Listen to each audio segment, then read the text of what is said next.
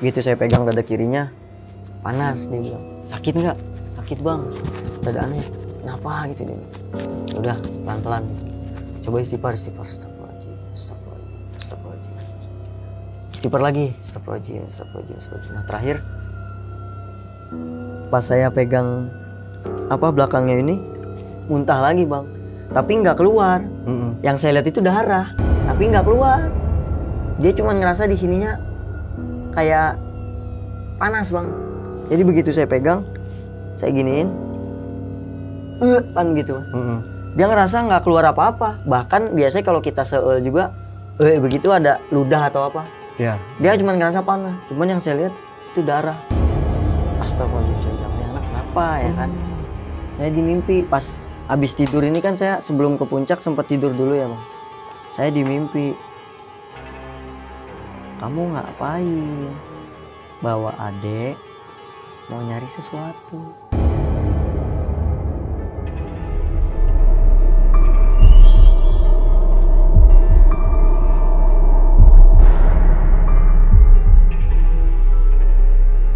Assalamualaikum warahmatullahi wabarakatuh.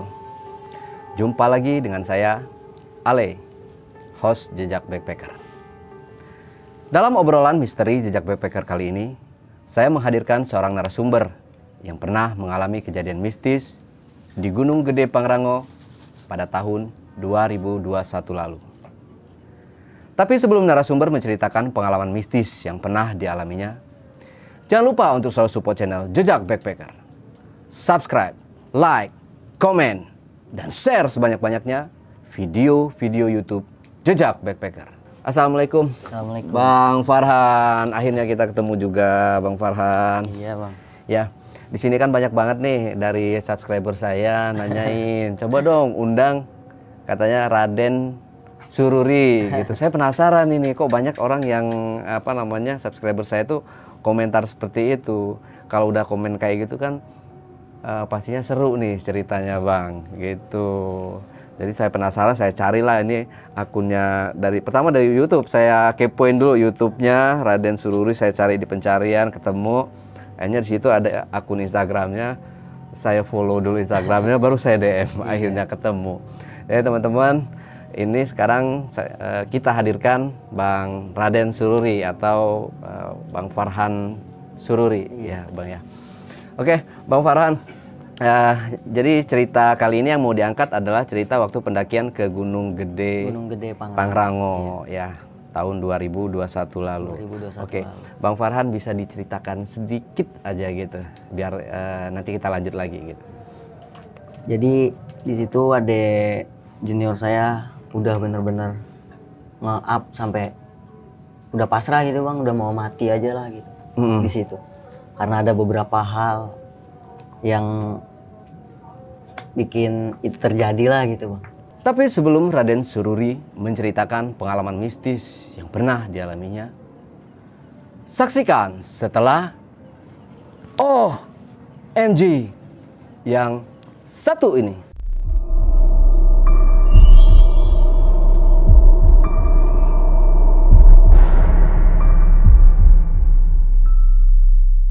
Oke bang, kembali lagi kita sama Bang Raden Sururi. Ceritanya pasti epic nih bang.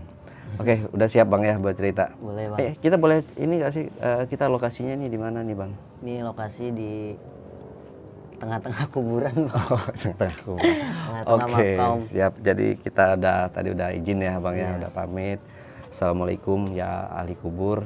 Kita nggak ada niat lain selain pengen numpang di sini aja bang ya. Sekalian ziarah juga nanti. Sekalian ziarah juga. Oke, siap. Bang Farhan mungkin bisa langsung cerita kali bang ya. Oke, silakan Bang Farhan. Jadi waktu itu saya di tahun 2021 kemarin itu bang, mau bikin acara lah gitu sebenarnya. Cuman khusus sama anak-anak rekan-rekan saya gitu, sama adik-adik kelas saya. Rencana awal tuh kita mau ke Salak. Ke Salak, tapi berhubung ada beberapa hal juga yang saya pertimbangkan, akhirnya pindah haluan ke Gede. Ke Gunung Gede. Nah itu saya naik 10 orang bang, 10 orang trek malam lagi. Jadi waktu itu begitu kita udah kumpul nih, jadi yang ikut sama saya ini dari rekan-rekan saya gitu, 3 orang bang. 3 orang itu yang udah punya pengalaman lah gitu. Nah 7 orangnya ini masih pemula bang. Ada perempuannya 3. Perempuannya 3. Kalau yang satu udah udah pernah daki juga gitu. Cuman kalau untuk trek malam baru kali itu. Itu juga pertamanya nggak niat trek malam bang. Saya juga pertama niat trek sore kan. Cuman karena ada yang terlambat datang, begitu juga ada beberapa faktor lah, jadi kita ngaret gitu bang, bahasa sekarang mah ya. Singkat cerita langsung perjalanan dari sini sampai base camp tuh belum ada kendala apa-apa bang. Sampai base camp saya ngobrol sama orang base camp, kan kenal sama saya juga tuh. Saya ngobrol, nah saya suruh adik kelas saya ini packing lah gitu. Cuman namanya agak saya samarin, gak apa-apa bang. Gak apa-apa. Ya sebut saja Enjun lah. Jadi begitu dia udah packing rapi-rapi.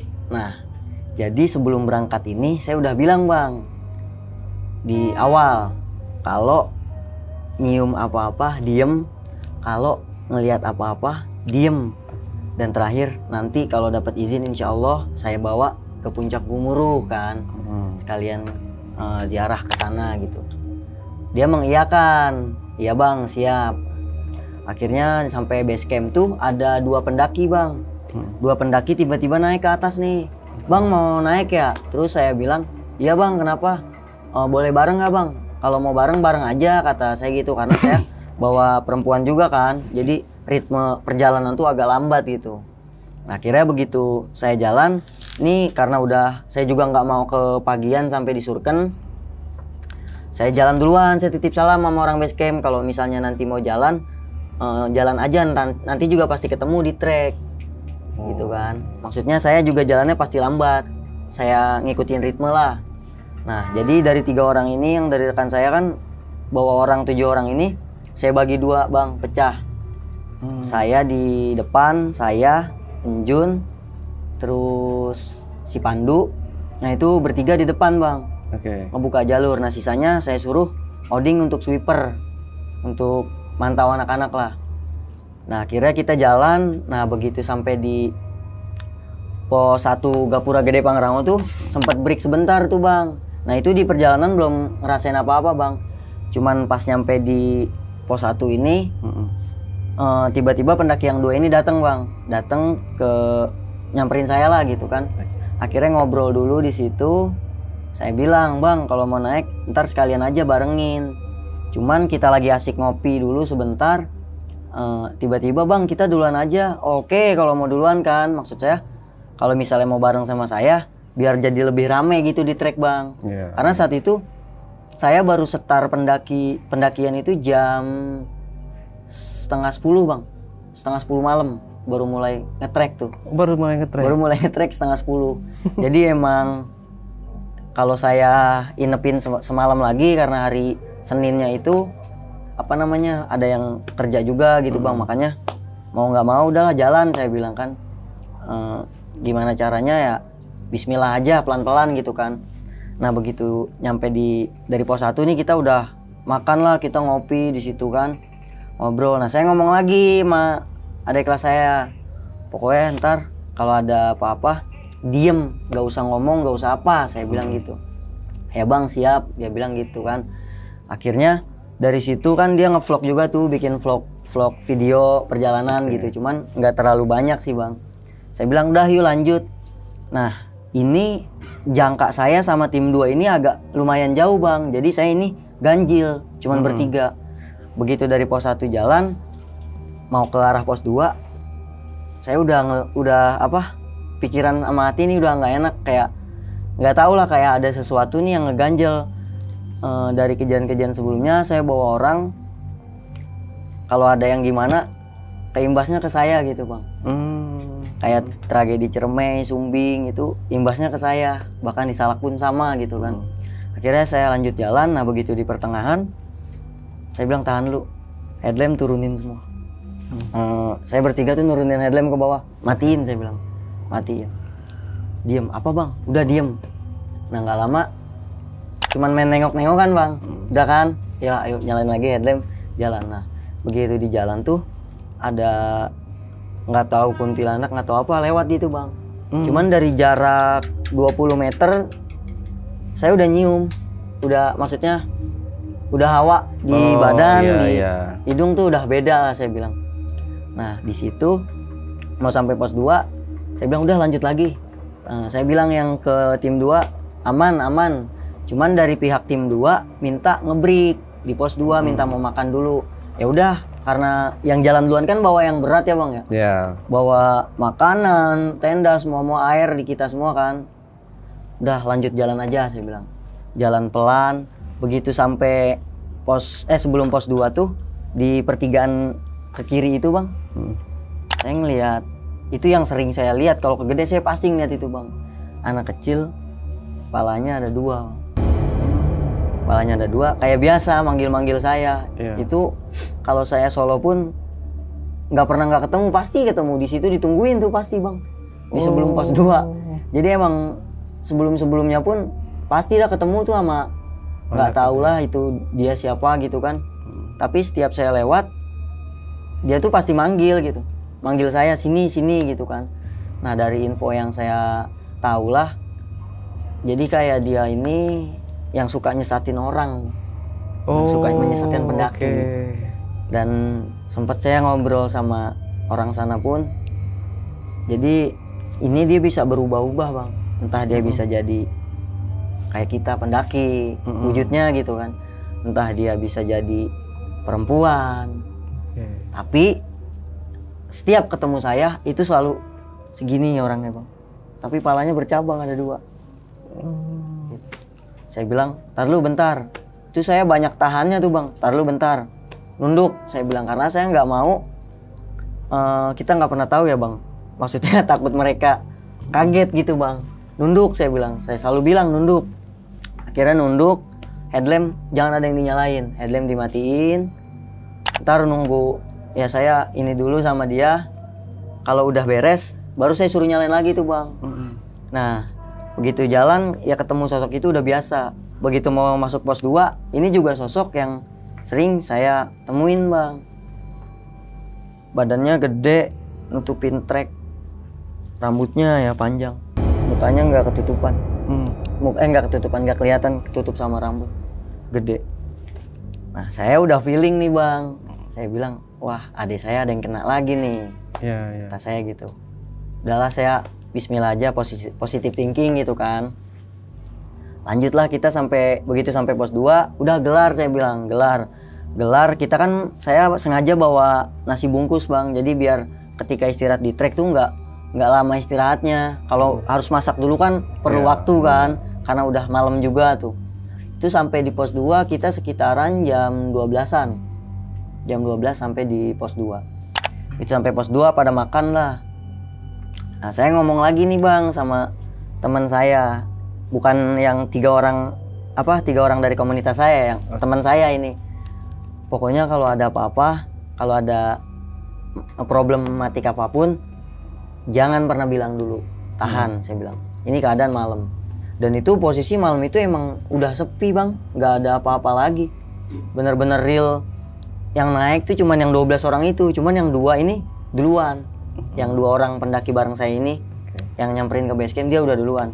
Beres nyampe pos 2, saya bilang pokoknya sampai ke pos 3, pos 4 bayangan sampai nanti di Surken, tetap apa-apa jangan pernah bilang, saya bilang gitu. Kira saya lanjut jalan biasa yang tim apa? Pertama ini. Yang tim depannya. Begitu jalan, saya udah bilang jangan hitungin headlamp. Saya bilang ke adik kelas saya, jangan hitungin headlamp. Ya bang, siap. Batu anaknya bang. Begitu nengok ke belakang, dihitung sama dia headlampnya. 1, 2, 3, 4, 5, 6, 7, 8, 9, 10, 11, 12, 13, 14. Bang, kok banyak? Dia bilang gitu bang. Orangnya masih ada. Orangnya juga ada di sini gitu. Nanti kalau Bang Ale mau nyepil orangnya juga bisa gitu. Karena dia yang merasakan, tapi timbal balik lagi ke saya gitu bang. Nanti mungkin di akhir saya ceritain kenapa dia bisa kayak gitu. Karena sampai sekarang pun saya tutup. Kenapa dia ngalamin hal itulah di saat di Gede itu. Karena mungkin ya saya nggak tahu kecerobohan dia juga apa gimana gitu kan. Dihitung sama dia bang, lebih. Saya bilang saya kan biasa ngomong pakai bahasa Arab ya. Olas balul lah tanjur, kata saya gitu. Udah jangan diliatin. Kalau bahasa Indonesianya gitu. Ya bang siap. Itu dari pos 2 ke pos 3 jalan udah endet-endetan tuh bang dia. Jalan udah gimana dah gitu. Begitu lanjut lagi, lu ngeliat apa? Kan gue udah bilang jangan diliatin. Gondoruo bang. Itu yang saya ketemu di pos 2. Dia ngeliat tuh di antara pos 2 dan pos 3. Iya, udah. Saya udah bilang jangan diliatin gitu kan. Kalau ada headlamp apa cahaya yang lebih dari itu jangan dihitung. Udah anggap aja kita naik bareng gitu. Sekalipun emang ada yang lebih, saya bilang ke dia ya udah mungkin itu ya emang ada orang yang mau jagain kita lah. Saya bilang gitu kan bang. Akhirnya begitu di jalan, tuh jalan udah. Aduh bang. Kenapa? Enggak bang. Saya tepak lagi kakinya P3 kali tuh. Ayo jalan. Bisa nih bang, jalan pelan. Udah jangan nengok ke belakang terus saya bilang. Fokus jalan ke depan. Headlamp lu ada di bawah bukan di belakang. Di belakang udah ada tanggung jawab sweeper. Saya bilang begitu. Kayak si Pandu ngomong, bang pelan-pelan aja bang gitu kan. Ya siap, kalem aja kata saya gitu. Saya lanjut perjalanan lagi. Begitu mau sampai pos 3, itu udah paling parahnya dia bang. Begitu sampai pos 3 udah langsung begini diem, nyender. Apa? Udah diem. Begitu sampai pos 3 kan saya sempat break sebentar tuh bang, ngerokok sebatang gitu. Begini aja. Kenapa? Udah diem. Kita nggak mungkin ngecamp di sini. Mau nggak mau, siap nggak siap, harus tujuan utama Surken. Karena kenapa? Kita bawa orang tanggung jawab. Mereka pada pengen lihat puncak. Saya bilang. Ini masalah lu, bukan masalah mereka. Maksudnya yang saya bawa ini. Karena jaraknya sama saya jauh bang. Saya di depan. Tapi untuk cahaya headlamp itu masih kelihatan. Tapi tapakan jalan suara tuh nggak ada. Begitu sampai pos 3 kan agak lapang ya bang ya. Agak lapang. Dari bawah saya ngelihat kuda lari bang. Pak ke arah atas. Di trek depan muka saya gitu. Saya senggol satu teman saya Cupe. Tanjur lah pakai bahasa Arab. Lihat gak? Enggak bang kata dia begitu. Enggak bang. Oh ya udah. Jadi dari bawah tuh kuda naik gitu pak. Itu bang Ale. Pak. Jalan lewatin pinggiran saya. Saya sambil ngerokok, sambil ngeliatin biasa aja kan. Ya udah. Nah sampai situ si adik kelas saya ini ngomong, wangi melati bang. Saya bilang, di awal gue bilang apa? Lu ngerasain wangi, ngerasain apapun itu, please keep. Iya betul. Keep dulu gitu. Nantinya di bawah terserah lah boleh mau seperti apa.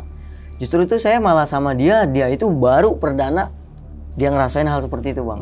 Ngikut saya udah sering gitu. Saya bawa kemana-mana lah. Ayah Nauhim saya tahu dia lah gitu bang. Karena di Selamat aja saya suruh bawa galon jalan bang. Galon jalan tuh orang. Ya mungkin dia gimana ya berpikirnya karena saya kan yang kenalin dia, yang banyak ngajarin dia lah gitu kan tentang hal apapun. Jadi saya nganggap dia tuh udah kayak adik kandung saya sendiri dan dia pun nganggap saya udah kayak abang kandung dia sendiri gitu kan. Sampai dia sakit apapun saya pasti ngurusin. Begitupun sebaliknya kalau saya lagi ada apa-apa dia pasti. Singkat dari pos 3 itu pas nyium itu saya bangun bang. Saya diri nengok ke belakang kan. Pas saya nengok ke belakang jelasinnya gimana ya, sosok yang suka ngikut saya kalau saya di gunung, Ciremai, Selamat. Terakhir itu waktu podcastnya di Bang Umang itu di belakang sambil begini ngeliatin saya, cuman mukanya agak sinis. Saya nggak tahu, biasanya kalau saya manggilnya kadang Eyang kadang Abas ya. Biasanya kalau mukanya udah seperti itu tuh ada sesuatu. biasanya. Oh. Ada sesuatu yang beliau tahu tapi saya ini belum tahu gitu. Tapi beliau udah lebih tahu dulu. Muka sinis ke saya. Saya cuma nunduk kayak ngasih kode. Saya udah paham, berarti ada sesuatu nih di rombongan saya. Saya bilang udah ayo lanjut lagi perjalanan. Begitu lanjut perjalanan, jalan. Udah bener-bener gak kuat, dia jalan bang. Sampai saya bilang, sini kerilnya saya yang bawa. Enggak bang, ini bukan karena keril. Akhirnya begitu saya pegang pundak belakangnya, panas nih bang pundak belakang. Saya pijitin, mau muntah dia. Muntah, udah tahan dulu bentar. Minyak kayu putih saya bilang, saya olesin dulu tuh minyak kayu putih. Udah olesin minyak kayu putih, masih sanggup gak? Sanggup bang, tapi pelan-pelan gitu. Itu ritme saya tuh bener-bener pelan bang, jadi 1, 2, 3 dia langsung begitu 3 langkah bang, 1, 2, 3 keadaan fisik di bawah bugar, sehat. Udahlah saya bilang ini biar dia ngerasain lah gitu kan, maksudnya dia tahu saya kalau ngomong kayak gimana dia yang ngerasain tajamnya, tapi saya nggak tahu yang ada di pikiran dia saat itu apa gitu bang. Udah lanjut jalan pelan-pelan. Alhamdulillah bisa ngepas ke pos 4 nih bang. Begitu nyampe pos 4 saya turun ke belakang dulu bang. Turun ke belakang lihat yang keadaan di belakang kan. Lihat keadaan yang di belakang, aman-aman aja. Air, makanan semua udah aman. Nah di situ saya tanya, lu ngeliat apaan? Ya bang yang tadi. Terus kan gue udah bilang, lu mau mati di sini. Saya gituin bang. Lu lupa tragedi abang lu di Ciremai kayak gimana? Cimet. Lu mau hal itu terulang lagi? Enggak bang. Ya bang maafin. Dia bilang gitu. Terus saya bilang, lu terima resikonya, lu bakal rasainnya. Sekarang sekalipun gue maafin, lu yang udah bawa. Saya bilang gitu. Lu yang udah bawa perjalanan ini jadi seperti ini gitu kan. Iya bang. Itu padahal kita sambil ngevlog bang, tapi emang gak semua yang di vlog itu kan masuk. Karena saya ngevlog, handphone saya ketangkep bang, sempat ketangkep. Saya ngelihat, saya rekam tuh sempat ketangkep. Itu handphone saya kameranya retak. Gitu. Jadi ya kalau menurut saya mungkin ada beberapa lah yang bisa ketangkep sama kamera. Tapi kalau emang bener saya yang ngerasain sendiri, begitu nangkep itu pasti ada aja. Sampai pernah handphone saya nangkep juga tuh dapet. Saya udah tahu, saya keker sengaja, ayo sini keluar ngopi. Saya bilang kalau mau kenalan deketan. Itu handphone saya memorinya nggak bisa. Sampai dibawa ke counter pun, ini kok mati begini ya. Jadi kayak ngeheng gitu, dibenerin udah nggak bisa, jadi bangke. Pernah itu terjadi. Akhirnya saya jalan lagi, saya tepak lagi badannya 3 kali sambil saya bacain, ayo lu bisa lawan. Lu bisa lawan, sampai 3 kali saya bilang gitu. Ya bang bisa. Gitu naik lagi, lu mau apa? Air madu rasa udah dipegang sama dia. Air minum sama dia. Itu dia bener mata udah merah bang, mata dia udah merah. Begitu mukanya udah pucet seada-adanya itu muka. Yang nggak biasa nemu gitu keadaan dingin. Trek Putri kan banyak pohon bang. Bener. Kalau misalnya dingin masih kehalang pohon lah. Kalau di Surkan ya wajar karena kan terbuka gitu. Jun, lu kesini bawa niatan apa sih? Saya nanya kayak gitu. Nggak ada bang, nggak ada niatan apa-apa, kata dia gitu. Lawan, lu mau mati di sini. Itu mulu yang saya sebut bang. Saya ngomong kayak gitu bukannya nakutin dia, tapi saya pengen nanemin ke dia mental gimana cara dia biar bisa berani buat ngelawan gitu. Karena dia ngerasain, yang dia rasain tuh bukan capek, tapi ada sesuatu di diri dia gitu kan. Saya jalan lagi. Akhirnya begitu saya nengok ke belakang, headlamp saya keputer bang. Jadi saya kan headlamp nempel di pala kan. Saya nengok ke belakang begini, headlamp saya ke atas. Kayak nggak bisa nyenterin dia. Saya ambil dong, saya senterin, saya matiin senternya. Tek, mata saya merah. Dia ngelihat mata saya langsung merah tuh, pleng. Dan yang saya lihat di kakinya dipegangin. Aduh. Kakinya dipegangin sama kayak sosok, bukan kera sih bang, kayak siluman kera gitulah. Cuman saya nggak terlalu ini juga, pokoknya badannya bulu semua. Itu ngegemblok begini, tapi nggak begini, tapi begini, dada kiri dia diginiin. Dia yang kehantam di dada kiri. Jadi dia berat itu di kaki sama di sini. Nah itu begitu mau sampai di pos 3 tuh saya udah astagfirullahaladzim, saya nggak tahu nih anak lagi kenapa apa gimana. Kayaknya saya mundur lagi, duduk, saya bilang duduk tuh dia, duduk, saya bilang duduk. Saya pegang, muntah bang. Dia muntah. Nah muntah itu yang megang itu saya, jangan ganggu adik-adik saya gitu kan. Saya ngomong dalam hati sambil saya pegang badan dia, bang tangan antum panas ya. Begitu saya pegang dia bilang, bang tangan antum panas. Saya kan biasa kalau sama adik-adik kelas tuh manggil ke yang lebih tua antum, aneh antum gitu bang. Bang badan antum panas, tangan antum panas. Ya udah biarin, saya bilang, tahan aja dulu. Nah nggak lama, duduk air du, saya bilang, air bang nih. Minyak kayu putih tadi di mana? Masih cupe bang katanya. Oh ya udah, saya suruh lurusin kakinya dari paha sini, saya pijit tuh bang pelan-pelan sampai bawah. Begitu saya pegang dada kirinya, panas, dia bilang, sakit nggak? Sakit bang, dadaannya. Kenapa gitu dia? Udah pelan-pelan gitu. Coba istighfar, astagfirullahaladzim. Istighfar lagi, astagfirullahaladzim. Nah terakhir pas saya pegang belakangnya ini, muntah lagi bang, tapi nggak keluar. Yang saya lihat itu darah, tapi nggak keluar. Dia cuma ngerasa di sininya kayak panas bang. Jadi begitu saya pegang, saya giniin, kan gitu. Dia ngerasa nggak keluar apa-apa. Bahkan biasanya kalau kita seel juga, begitu ada ludah atau apa, dia cuma ngerasa panas. Cuman yang saya lihat itu darah. Astagfirullahaladzim, saya bilang, nih anak kenapa ya kan? Kayaknya bener-bener lagi dikasih ini banget gitu. Udah yuk pelan-pelan, saya bilang. Saya nggak mau ngomong sama yang rombongan tim 2. Kenapa saya nggak mau ngomong? Karena di situ ada cewek 3.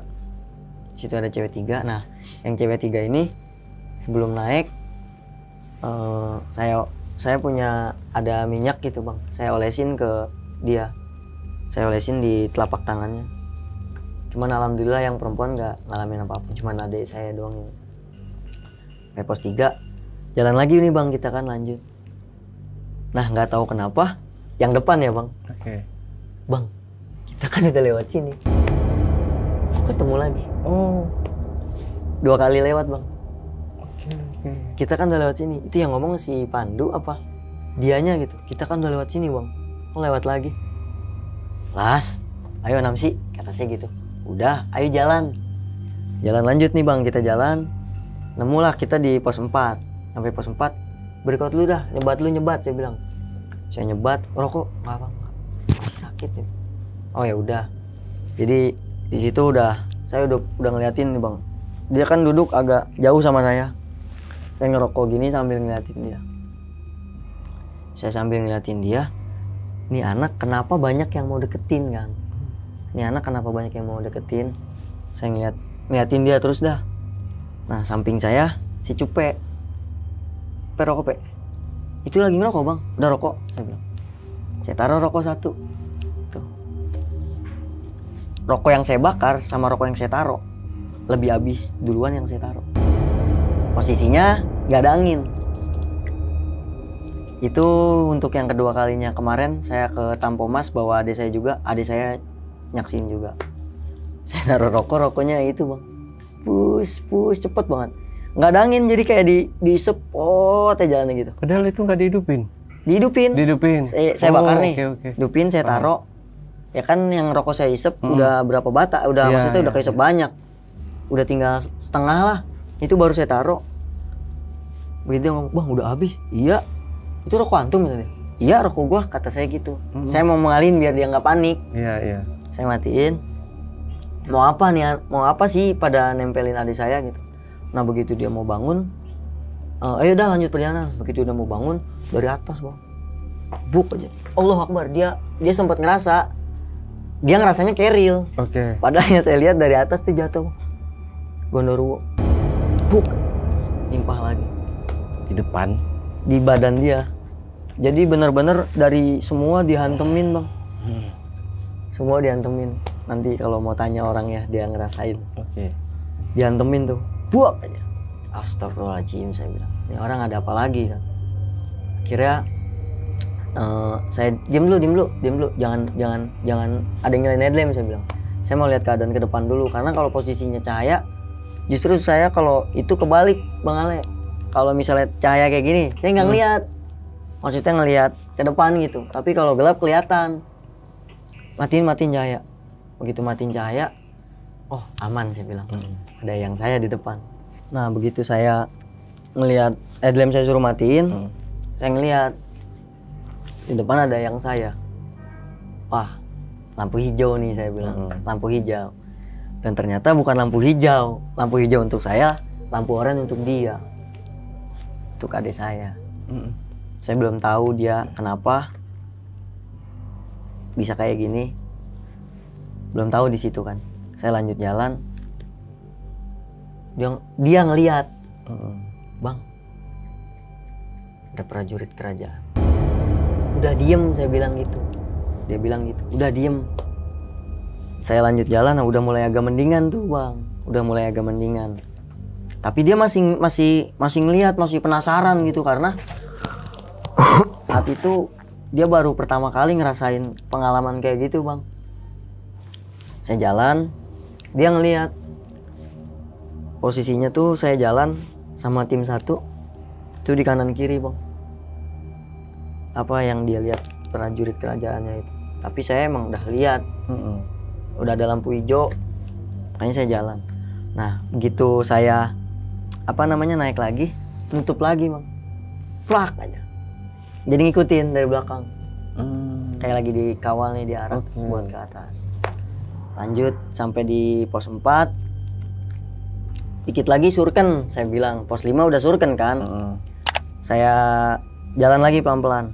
Nah di situ dia makin parah bang. Begitu saya naik dari tikungan, ini kan pos 4 Bayangan, patoknya itu kan di sebelah sini ya bang. Di pohon kan nikung begini ke kanan kan bang. Nah saya bertiga tuh posisi, saya, si Injun sama si Pandu. Begitu di tikungan begini, blok aja dia langsung duduk. Udah gitu jarak sama yang belakang agak jauh nih bang. Ding, saya teriak gitu, nggak ada suara. Saya jalan lagi, udah istirahat lu. Itu di badannya, di kaki dipegangin sama yang pala 2 itu ngikut bang. Pegangin kaki. Sebelah sininya digendong sama yang bulu semua. Oh banyak. Dan di belakangnya rambut dia tuh kayak diginiin. Kan kita jalan diri gini bang. Rambut dia tuh kayak diginiin, sambil jalan diginiin bang. Kayak di jambak gitu. Dia ngerasa kan di pala, pas dari situ tuh di pala dia mulai ngerasa juga tuh. Saya bilang, Du, jagain. Ada apa-apa, ada gimana-gimana, lu diem di sini, stay. Saya turun ke bawah buat mastiin yang tim 2. Saya turun ke bawah karena saya teriak nggak ada sautan bang. Tuh dia posisi udah begini, udah nggak, mata udah merah semua, mata udah merah, muka udah bener-bener pucet banget, udah begini dong, merem cuman. Wah itu kalau diinget dia tuh bener-bener, tapi dari situ nggak kapok sih dia bang. Masih mau ngikut saya gitu, karena dia mungkin tahu di situ pengalaman buat dia dan kesalahan dia juga. Saya turun ke bawah, wangi yang selalu saya cium ini bang, kok hilang-hilangan. Saya bilang, ini ngejagain siapa sih sebenarnya, dalam hati saya ngomong gitu kan. Saya turun ke bawah, saya teriakan, Ding, Ijanata Kalam ajib, saya bilang. Kalau misalnya saya manggil, jawab. Gak kedengeran bang, kata dia gitu. Padahal jaraknya beda tikungan gini doang bang. yang di pos 2 yang di pos 2 maaf. Yang di tim 2 tuh nggak ngedengar. Jarak tuh cuman kan tikungan ke kanan gini. Saya udah di kanannya, nah dia masih di sini. Ternyata nungguin ada yang minum dulu apa ngerapin keril dulu gitu. Kalau misalnya gua manggil, jawab, nggak ngedenger bang. Itu aja yang saya bertiga tahu, saya teriak tuh kenceng. Ding, anta peana ding, lu di mana ding gitu. Singkat cerita, udah ayo pelan-pelan. Saya naik lagi sendiri bang, nyamperin adik saya. Plak. Begitu nyamperin, saya tepak, nggak bangun bang, masih begini. Sadar, istighfar. Ya bang, udah begitu aja tuh bang. Ya bang. Istighfar. Akhirnya adik saya yang satu lagi Pandu ngomong, bang, tadi dia udah kayak hilang ingatan bang, lindur gimana? Saya tanya dong. Saya dibangunin sama dia, gue bangunin. Masa gue dibilang, lu siapa? Itu temennya bang. Ya mungkin karena udah terlalu kebawa sama apa yang lagi dekat dia bener. Gitu bang, sampai nggak kenalin. Itu jadi pas dibangunin gitu, lu siapa sih? Dia ngomong begitu, nggak kenal sama temennya. Tapi begitu saya datang, normal lagi. Normal lagi itu begitu saya datang. Tadi bangunin kagak ngapa-ngapa. Tadi antum di bawah bang, kata dia gitu. Orang tadi di atas. Karena bangunin dia begitu. Ya Allah nih anak. Saya lus lagi tuh pahanya bang. Nah di situ muntah, enak, udah benar-benar enak banget tuh dia bang. Saya bilang dikit lagi surken, saya bilang. Saya urutin lagi tuh belakangnya sambil nunggu yang di bawah agak nempel. Saya urutin. Muntah lagi tuh bang, keluar lagi. Nah akhirnya saya kasih minyak, saya ada minyak yang itu, saya olesin di sebelah betis dia, di leher, sama di leher sebelah kanan. Udah begitu saya olesin, badan dia panas banget bang. Padahal posisinya itu udah mau sampai surken, nggak tahu faktor gerah apa gimana dia ngerasa panas dah tuh bang. Singkat cerita, lanjut lagi nih jalan bang. Gitu jalan udah agak deket kan, begitu mau nyampe yang ada sebelum surken kan kita trek lurus dulu bang ya, yang batu itu. Nah pas mau nyampe situ, alhamdulillah udah mau surken kan. Saya bilang biar gimana caranya, saya kesian yang perempuan juga sama adik saya yang ini, buru-buru deh pasang tenda, kan. Begitu saya jalan lagi satu langkah, di depan tuh ada pakai jaket merah bang, dikuplukin begini. Nggak kelihatan bawahnya lah bang. Saya jalan lagi, itu pendaki bukan ya? Saya masih tegesin, itu pendaki bukan ya, kata saya. Bukan ini mah, matiin. Biasa saya matiin dulu ya, headlamp matiin. Dimatiin sama dia tuh pada, gelap kan, pegang badan temannya masing-masing, pegang sama itu. Nah itu, saya nggak tahu itu pendaki siapalah. Intinya pendaki, tapi mungkin udah beda bang. Nunjuk begini ke arah adik saya, nunjuk begini. Saya tegesin, nunjuk ke saya apa nunjuk ke samping saya tegesin, gini. Nah nggak lama, saya nyalain sedikit headlamp, saya matiin lagi, udah ada yang saya di sampingnya. Udah ada nyalain, saya bilang nyalain.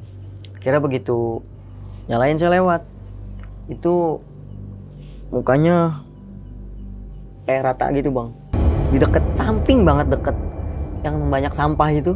Oh iya. Kan ada yang digarisin pakai tali tuh. Betul, itu di dalam situ ya. Itu di tengah situ bang, sambil begini tuh mukanya rata bang. Saya jalan, nengok ke kanan kan, Masya Allah, ini ada apa lagi? Saya bilang, aduh gede, saya bilang dalam hati tuh ngomong gede. Saya jalan lagi, nyampe di sebelum surken yang patoknya itu kan banyak warung tuh. Betul. Nah, akhirnya saya bilang, yuk cari lapak tenda dulu. Saya mau nyari lapak tenda, saya bilang, biar pada istirahat. Dan ternyata nyampe sana badai. Badai seada-adanya gede banget itu. Aneh lah pokoknya. Saya dapat di pintu timur. Jadi di ujung, di pintu timur itu kan ada tiang ya bang. Tiang yang dilarang melewati batas itu. Nah sebenarnya itu kan trek menuju ke puncak Gumuru. Itu dari timur. Kalau dari barat ada lagi di sebelah sana. Nah begitu, wah di sini aja nih pikir saya, biar besok ngajak adik kelas saya yang satu ini ke puncak Gumurunya bisa lebih cepet lah, nggak usah ke barat dulu, biar kata setengah jam di barat sama aja, saya bilang gitu. Kira kita diriin tenda tuh bang di situ. Tenda jadi yang kapasitas 6 bang. Udah jadi, pasang cepet tuh angin bang. Angin tuh udah gede banget. Sampai itu udah mau subuh bang. Keadaan tuh udah mau subuh, angin gede banget. Sampai tenda kita tuh yang kapasitas 4 nggak bisa didiriin bang. Saking kencengnya angin, saya bilang, udah yang cewek masuk tenda dulu, saya bilang. Nah yang cewek itu udah pada menggigil bang, udah mulai kedinginan tuh karena emang posisinya badai itu saat itu. Kira saya buka jaket saya pakai, saya bilang, pakai saya keluar. Gimana sih tenda nggak jadi, saya bilang gitu. Saya omelin tuh si Oding sama si Pandu. Jun gimana? Bang, gimana lagi? Oh ya udah. Kira saya ke belakang dulu sebentar. Saya ke belakang, saya nahan dulu tuh. Ini ada apa sih sebenarnya gitu kan? Udah ngambil pikir pusing, saya balik lagi bang. Saya balik lagi ke tenda, tuh yang putri udah pada kedinginan. Sampai akhirnya tenda itu nggak berdiri bang, nggak berdiri sama sekali. Tenda yang kap 4. Jadi di kap 6 itu di dalam putrinya 3, lakinya 2 buat ngejagain. Di semua tidur di luar depanan kapnya bang. Tidur udah pada begini semua. Mungkin karena faktor capek apa gimana. Nah pas azan subuh saya keluar dulu tuh sebentar. Keluar ke belakang tiang, di belakang saya ada tenda juga bang. Nah saya sholat bentar, saya balik lagi baru saya tidur tuh kan. Nah dari situ malamnya itu saya dimimpi. Pas abis tidur ini kan saya sebelum ke puncak sempat tidur dulu ya bang. Saya dimimpi, kamu ngapain? Bawa adek mau nyari sesuatu. Nah di situ saya baru paham kenapa yang bilang gitu. Mungkin saya nggak tahu ya, karena saya nggak nanya dia juga. Yang saya tahu sih kayak gitu. Jadi dia ngikut saya udah mau bawa dia ke tempat. Saya udah kasih tahu dia tempatnya tuh ini. Di situ tuh saya udah kasih tahu sejarahnya dah tentang puncak Gumuru tuh apa gitu kan. Dan di situ ada petilasan siapa. Intinya di Gunung Gede ini saya udah kasih tahu di tengah ini ada tempat ini gitu kan. Nah nggak tahu mungkin dia pengen dapat kenang-kenangan mungkin bang. Kenang-kenangan mungkin gitu kan. Akhirnya dari situ pagi lah saya bilang, ayo bangun tuh, pada bangun masak. Itu makin sejadi-jadinya tuh angin. Gede banget itu bang. Bener-bener tuh angin nggak bisa dibilang badai parah lah gitu. Tapi saya ngelihat di depan itu kan tenda semua bang. Itu yang parah tenda saya bang. Paling parah tenda saya.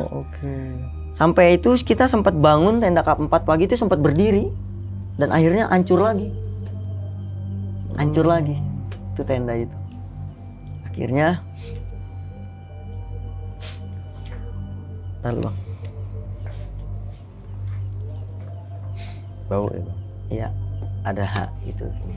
Akhirnya tenda itu roboh, saya bilang udah di sini. Akhirnya saya nyuruh Cupe sama dia. Udah pagi nih. Pakai jas hujan. Ke barat ambil air saya bilang. Situ biar dia sungkem nih. Lu sungkem dulu nih. Mungkin niat, saya udah tahu niat dia tuh apa. Mungkin niat lu salah, lu biar sungkem. Saya suruh jalan berdua sama Cupe. Itu keadaan kabut nggak nyampe semeter. Saya suruh jalan. Sebelum jalan saya tepak dulu badannya 2 kali. Pak jalan sono. Yakin bang? Jalan. Begitu dia udah jalan, khawatir saya timbul lagi. Aduh, biar bagaimana adek gua, kalau ngapa-ngapa gua pusing juga, kata saya gitu kan bang. Saya jalan sendirian tuh bang. Itu posisi badai gede, nggak ada pendaki yang jalan itu bang. Pendaki semua pada stay dalam tenda karena saat itu badainya benar-benar gede banget. Saya jalan nyari dia, saya takut dibawa ke tempat lain. Saya jalan, alhamdulillah akhirnya ketemu sama saya. Ketemu cengenges bang. Kenapa lu? Agak banget tadi. Ya udah, yuk balik ke tenda. Akhirnya udah balik ke tenda. Saya bilang gini, ini kalau misalnya masih kita di tempat ini, kita nggak akan bisa ngejar puncak. Saya bilang, pindahin tenda. Tenda saya robohin, belum dirobohin tenda. Saya udah bilang gitu. Saya nyari jalan dulu. Saya nyari jalan, melipir ke sebelah kanannya. Sebelah kanan, kan atasnya puncak gede. Sebelah kanannya tuh di bawah yang belakang warung tuh. Saya melipir ke dalam tuh bang. Melipir ke dalam nyari lapak buat diriin tenda, karena yang perempuan juga kan istirahatnya kurang gitu kan bang. Saya mikir yang lainnya lah gitu. Kalau saya nggak makan pun masih bisa gitu, kuat lah. Akhirnya saya ke situ, dapat dah tuh bang. Bisa, wah ini cukup dah nih, saya bilang. Udah, tenda pindahin. Tenda dipindahin tuh bang, akhirnya digotong sama anak-anak rame-rame. Yang tenda kap 6-nya sampai ke situ, diriin tenda lagi. Saya ke situ lagi. Nggak usah jadi ke puncak Gemuruh. Saya langsung ngomong, mungkin lagi ada tamu. Mengalihkan sayanya tuh ke situ. Lagi ada tamu.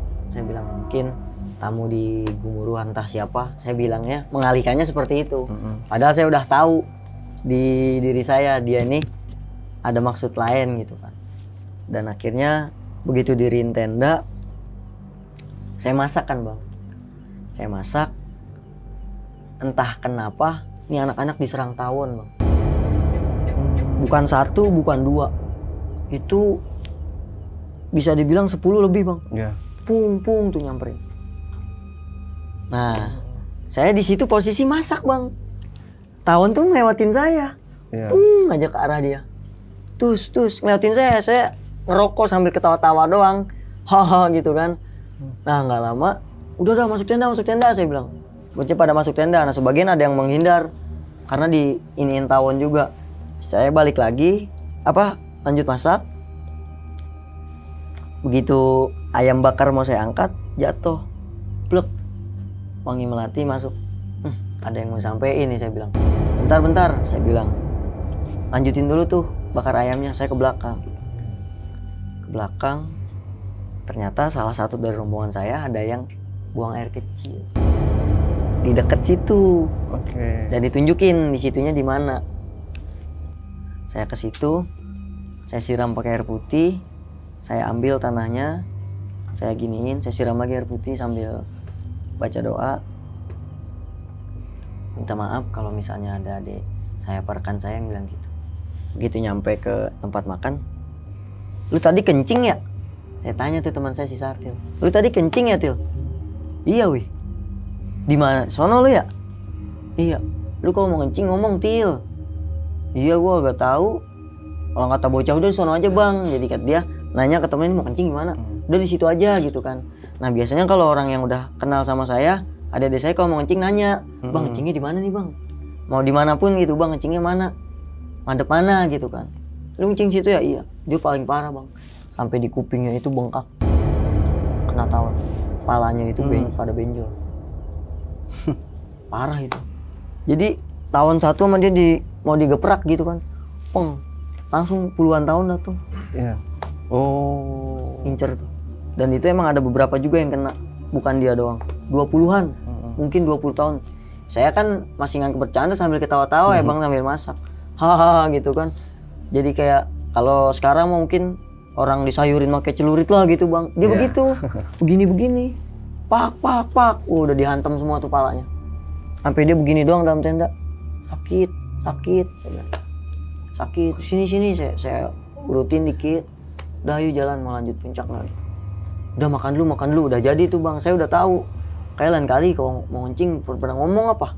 Jangan pada ini, saya bilang gitu. Saya kalau udah tahu lah anak-anak tuh kalau raut muka saya udah beda, udah pada tahu. Saya lagi ngomelin gitu. Saya kan suka bercanda juga orangnya gitu bang. Nah dari situ kelar makan, mau lanjut puncak nggak? Saya bilang. Insya Allah aman.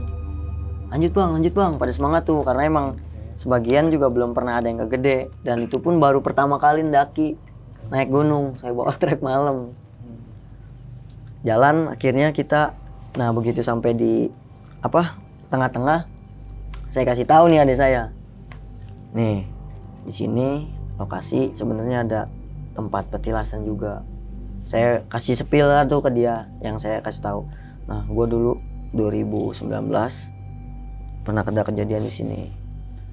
Tuh 2020 pernah ada kejadian di sini. Saya kasih tahu lah gitu kan. Ini kalau malam kenapa orang suka ngedenger suara kereta kencana arahnya dari sini. Saya tunjukin tuh arahnya dari sini. Oh ya bang, ya bang. Itu posisi masih kabut tuh bang. Jalan pelan-pelan. Yang teman saya yang habis diantuk tahun yang habis kenceng itu. Gila, udah begitu. Gila, parah banget ini. Parah banget. Udah sampai begitu bang. Saya diem aja kan, nggak ngomong nggak apa. Kata dia gini, duh nggak lagi deh gue, kata dia. Nggak lagi deh gue. Gila, tawon apa di gunung? Maksud saya tahu gitu, di gunung emang suka ada tawon, tapi tawonnya beda, gedenya segini bang. Gede banget tuh. Gede banget, segini tawonnya.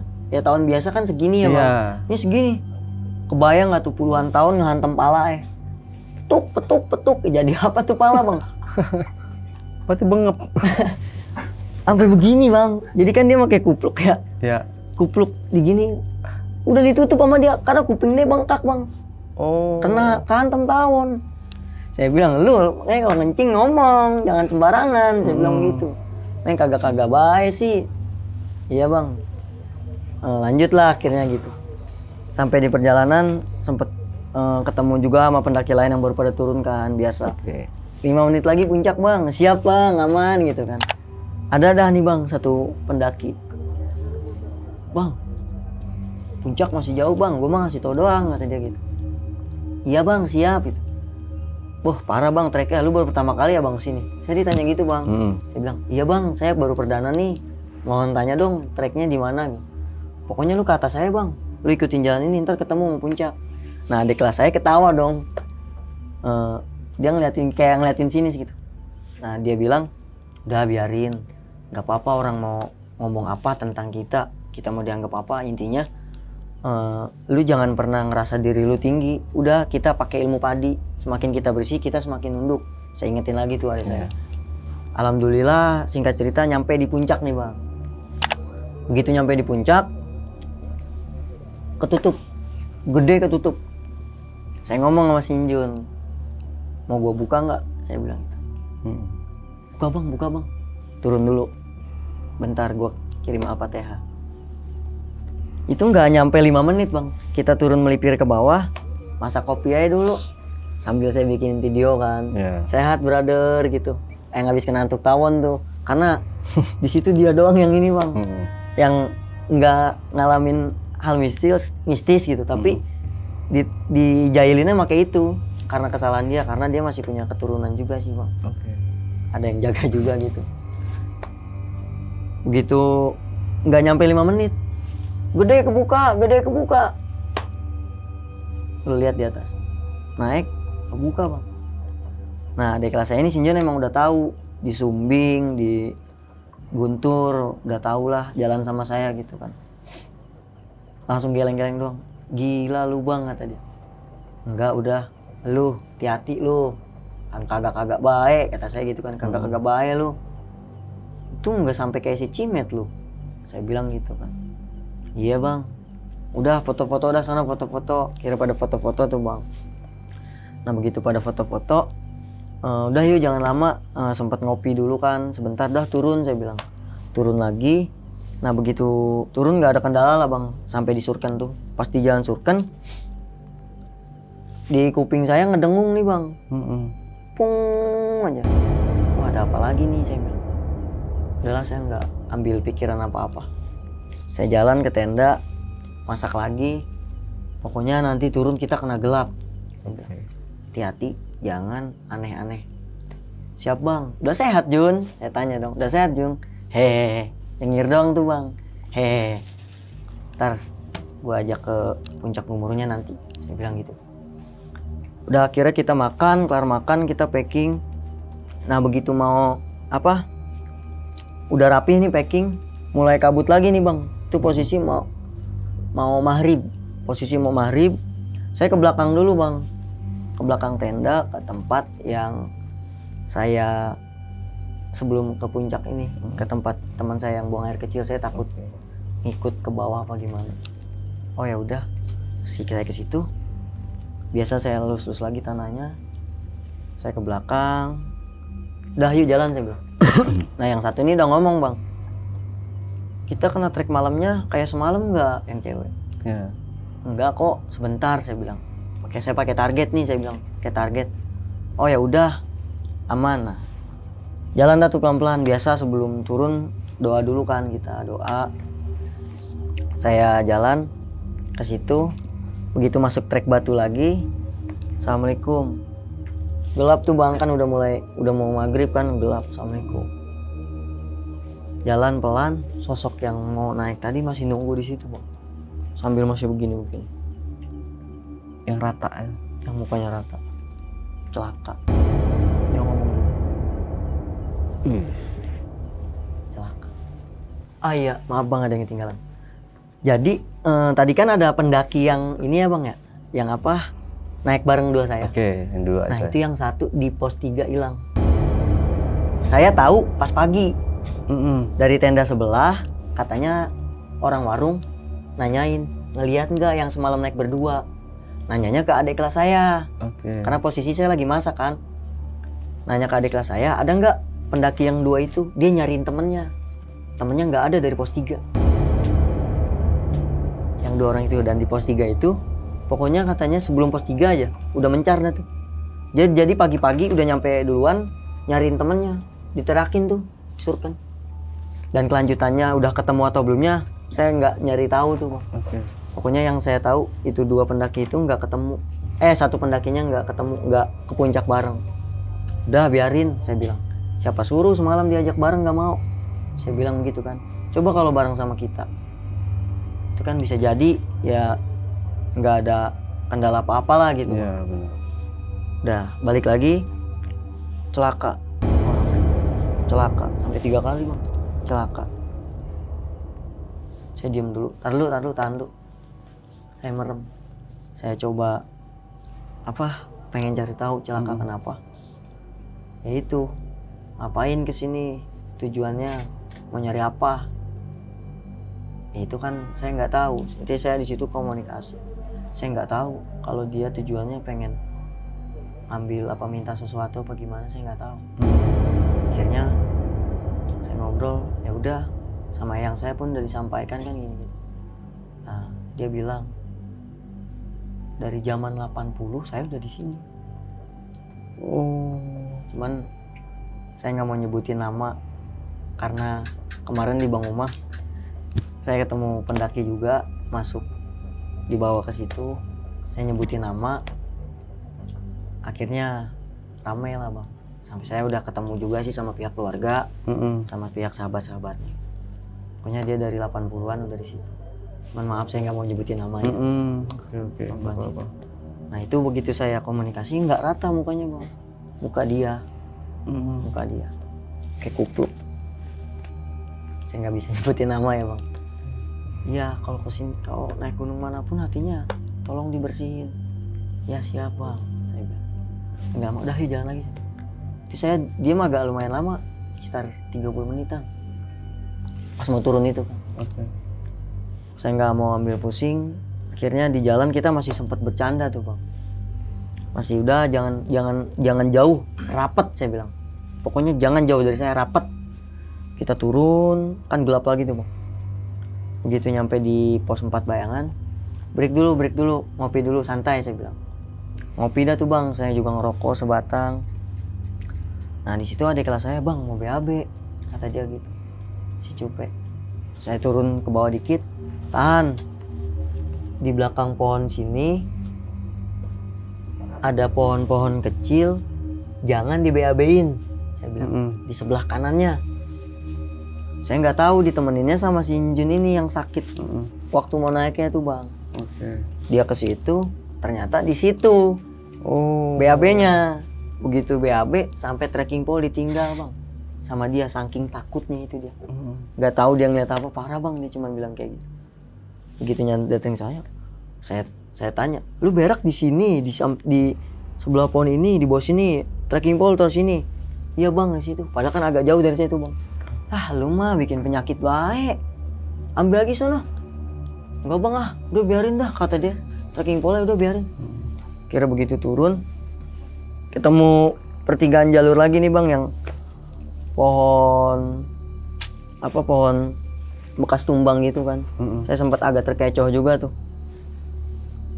Bukan bang, bukan sini. Kemarin melipir ke kiri. Emang nantinya ketemu satu jalur lagi bang. Tapi saya takut, kan di Gede mah banyak trek jalur ilegalnya ya. Saya juga tahu. Bener. Saya takut masuk jalur ilegal bang. Sampingnya. Melipir, ntar turunnya salah gitu. Nah di situ udah ditungguin bang sama yang gede. Sosok badannya gede. Sambil kayak nunjukin jati dirinya. Saya ngedenger sambil ngomong, ngomong begitu tuh.